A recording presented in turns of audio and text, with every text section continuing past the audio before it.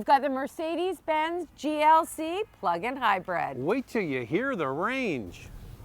Oh, Very nice.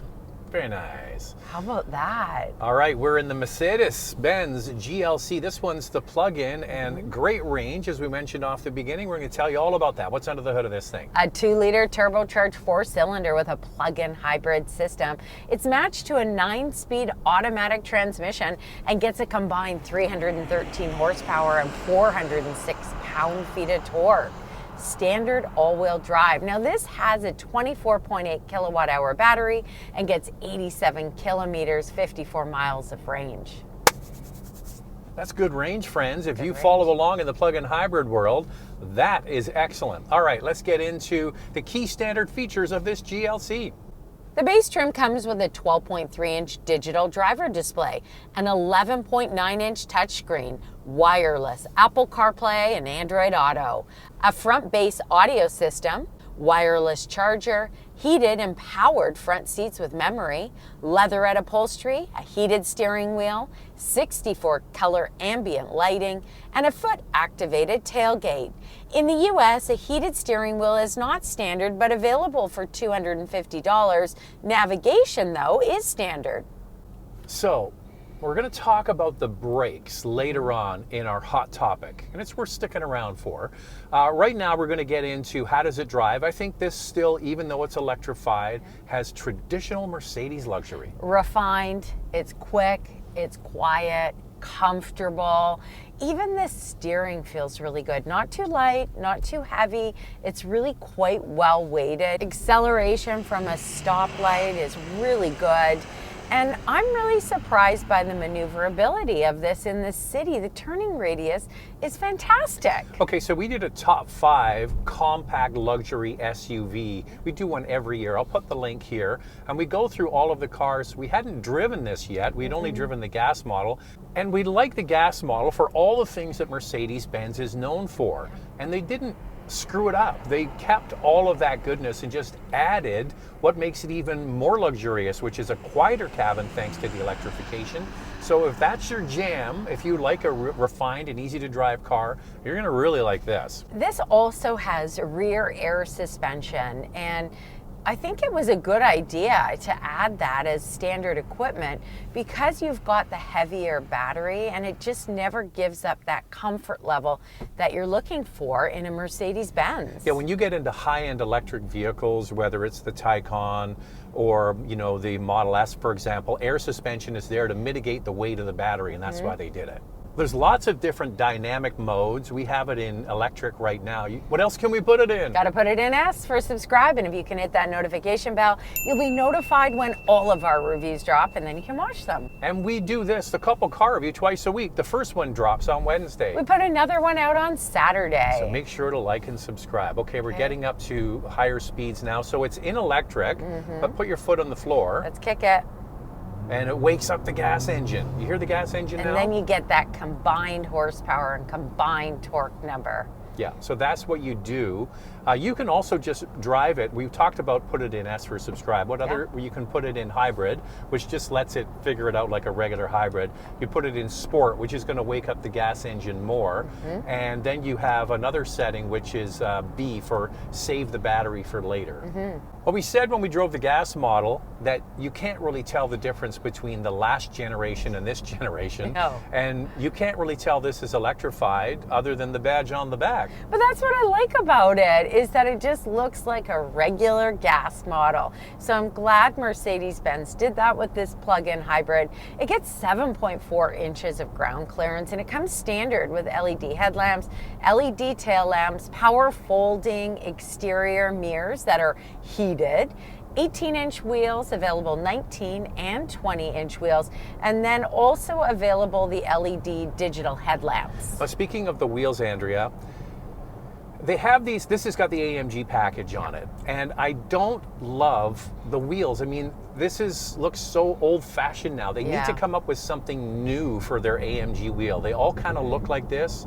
Other than that, I like the exterior design. But you know what's surprising, considering this is a larger wheel? It really does eat up the imperfections in the road, and the cabin still remains quiet. It's not really a harsh drive to it. So if you wanted to go with the larger wheels because you like the look, I think you'd be okay with this model. You know, Andrea, when you're on Facebook, it shows memories from Yeah. years ago. So I was on Facebook recently and it said 11 years ago, you were at the Detroit Auto Show and it showed the interior of the C-Class. Yeah. And this is based on the same platform as the C-Class. And the interior wowed me so much then, I took a picture of it. And it really hasn't changed much because when you have a good design, it stands up. Mercedes-Benz knows how to make a beautiful interior. It feels upscale and luxurious. These screens are standard equipment in here. And I actually like how the screen is tilted a little bit towards the driver. It's easy enough to access. What I don't like is there are very few knobs and buttons in here. Most of the features are done in the screen. We've used this many times with lots of Mercedes-Benz products. It's very simple and easy to get around the system. At first you're like, oh, I don't know about all that, but you figure it out relatively quickly. There's still some buttons, haptic, mind you, on the steering wheel. The seat buttons are still on the door, not my favorite, and the seat heaters are on the door as well.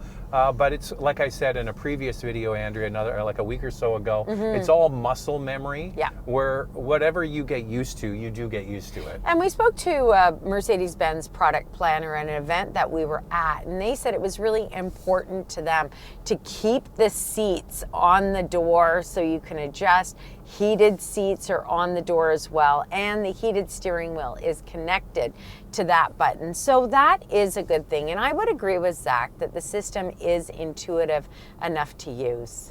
Space isn't that great though, Andrew, because you always do your little wrap up of the space. Yeah. This center area here, she's tight.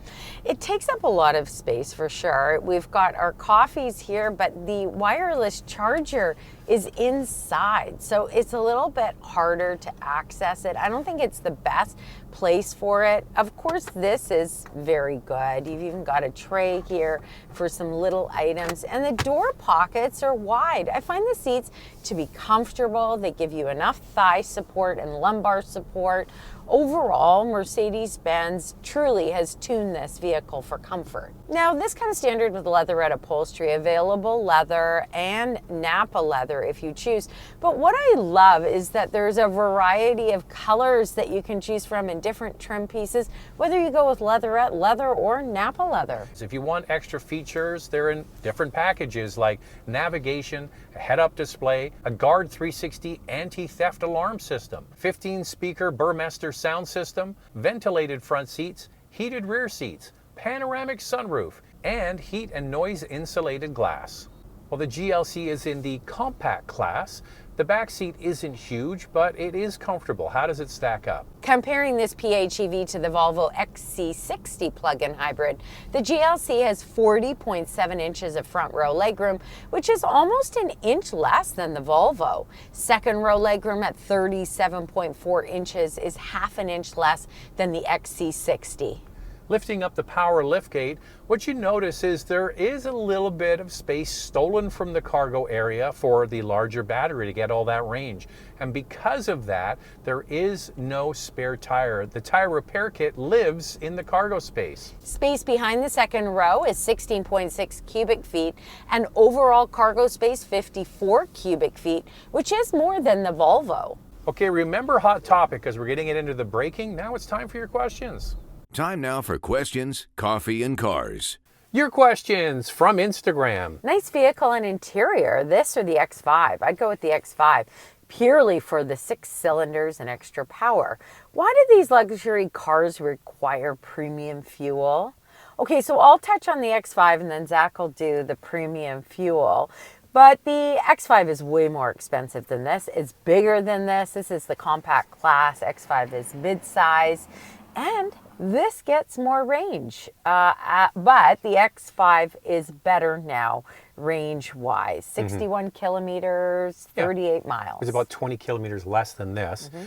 So premium fuel. Mercedes-Benz gasoline engines are all calibrated for premium fuel. So I doubt they're going to calibrate one of their existing engines to run, I mean, there's a programming issue, run on regular fuel. Here's the thing, and somebody pointed this out when we talked about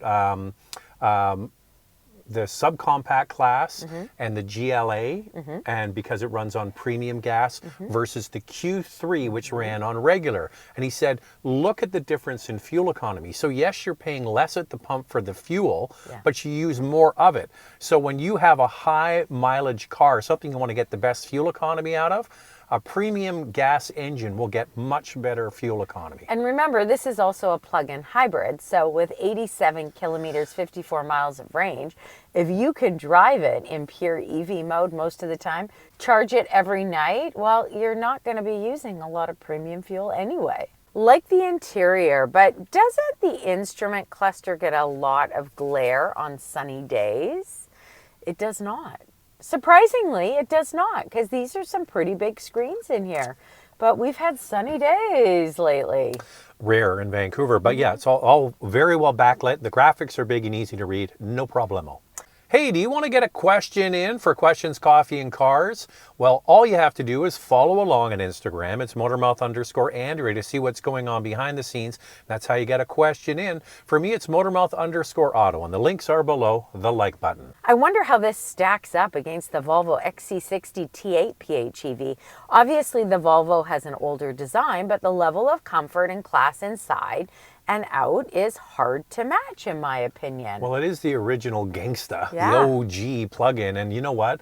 When they brought those plug-in hybrids out like a long time ago, they were way ahead of the curve, and it's still a very good product, but it doesn't have this kind of range. No, 58 kilometers, 36 miles of range. Starting price is about the same as this. So really, if I was looking for refinement, smooth ride, quietness, they're both good, but this would win for me just because of the range. And it's got all the new tech inside. I mean, the Volvo is good, but it's not like this. No. And now it's time for our hot topic. What's this one, Andrea? How well does the regenerative braking system modes work? In the most efficient mode, does the braking system feel as good as a regular mechanical braking system under harder braking situations? Well, we had a big problem with the EQ models. That's the full electric models from Mercedes-Benz with their braking. I think what they were trying to accomplish is just regen braking initially before the friction brakes grabbed on. And you would have this mushy feeling, you didn't have anything, and then all of a sudden the anchors would come on. This is calibrated now to drive more like you expect the gas model to drive. Yeah, it's really quite good. It feels a lot like the gas model, and it does not offer one pedal drive, but it is something similar. You can control the regen braking with the paddle shifters. But it's not really one pedal, and it doesn't come to a complete stop. Okay, a lot to go through with a plug-in, like the range we talked about already, but the charging speeds and more in our vital stats. Let's start with pricing. We'll do Canada first and then move on to the US. We're using MSRP. In Canada, it starts at just under $65,000, and in the US, $59,000. This PHEV gets a combined 3.7 liters equivalent per 100 kilometers. That's 64 miles per gallon equivalent. When the battery is depleted, it's a combined 9.4 liters per 100 kilometers, 25 miles per gallon. In Canada, the GLC has a 9.6 kilowatt onboard charger. In the United States, it's an 11 kilowatt charger. With a level 2 charger, the GLC can charge from 10 to 100% in 2.75 hours. With a DC fast charger and speeds up to 60 kilowatts, 10 to 80% in 30 minutes. In the United States, DC fast charging capability is standard, but in Canada, you have to pay an extra $600. This GLC can tow up to 4,400 pounds. The warranty is 4 years, 80,000 kilometers, or 50,000 miles. So for competition, we're looking at sort of this size of vehicle, plug-in obviously, and a premium plus kind of vehicle. What else can you choose? For your consideration, 4 vehicles for you to consider. Up first is the Lexus NX 450h Plus with a combined 304 horsepower and 61 kilometers, 37 miles of range. It has a starting price over $63,000. The Volvo XC60 plug-in with 455 combined horsepower, 58 kilometers or 36 miles of range, and a starting price of $63,500. The Lincoln Corsair plug-in hybrid with a combined 266 horsepower and 45 kilometers, 28 miles of range. It has a starting price over $62,000. The Alfa Romeo Tonale with a combined 285 horsepower. It has 50 kilometers or 32 miles of range and a starting price of just over 50 grand. So there are 4 luxury plug-in hybrids for you to consider. Lightning round. 2 things we like, 2 things we like to see improved. I love the refined feel this plug-in hybrid offers. It's not freaky weird. I'd love to see Canada get the 60 kilowatt charging speed as standard equipment. And Mercedes, it's time to update those AMG wheels to something a little newer. Well, there it is. It's the GLC plug-in hybrid. What do you guys think of that? Thanks for watching, and if you like what you see, subscribe. Could you say that again, please? Thanks for watching, and if you like what you see, subscribe. We'll see you next time.